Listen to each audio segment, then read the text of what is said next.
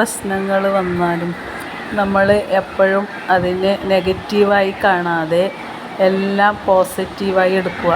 നമ്മൾക്ക് അങ്ങനെ സംഭവിച്ചത് വലിയ ദുരന്തങ്ങളിൽ നിന്ന് നമ്മളെ രക്ഷിക്കാനായിരിക്കും, അല്ലെങ്കിൽ മറ്റ് ഏതെങ്കിലും പ്രശ്നങ്ങൾ വന്ന് നമ്മൾ ആഗ്രഹിച്ചത് ലഭിക്കാതെ വന്നാൽ ദൈവം നമുക്കത് തരാതിരുന്നത് അതിനേക്കാളും വലിയ ഏതോ ഒരു വലിയ ആപത്ത് തടയാനായിരിക്കും എന്ന രൂപത്തിൽ നമ്മളെല്ലാ പ്രശ്നങ്ങളിലെയും പോസിറ്റീവായി കണ്ടു കഴിഞ്ഞാൽ നമ്മളെ മനസ്സിന് യാതൊരു തരത്തിലുള്ള വിഷമങ്ങളും ഉണ്ടാവില്ല.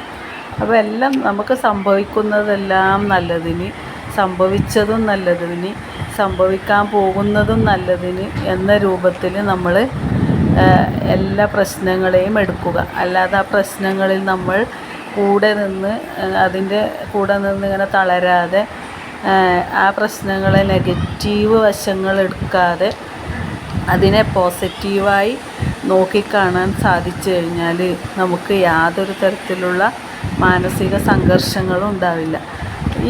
ഇങ്ങനെ സംഭവിച്ചത് അതിനേക്കാളും വലിയ എന്തോ ഒരു ആപത്തിൽ നിന്നും ഭഗവാൻ നമ്മളെ രക്ഷിച്ചതാണ് എന്ന് ചിന്തിച്ചുകൊണ്ട് എല്ലാ പ്രശ്നങ്ങളെയും നോക്കിക്കാണാനുള്ള ഒരു ട്രെയിനിങ് നമ്മുടെ മനസ്സിന് നമ്മൾ കൊടുക്കേണ്ടതാണ്. അങ്ങനെ കൊടുത്തു കഴിഞ്ഞാൽ നമുക്ക് ടെൻഷൻ ഇല്ലാതെ മുമ്പിലോട്ട് പോകാൻ സാധിക്കും.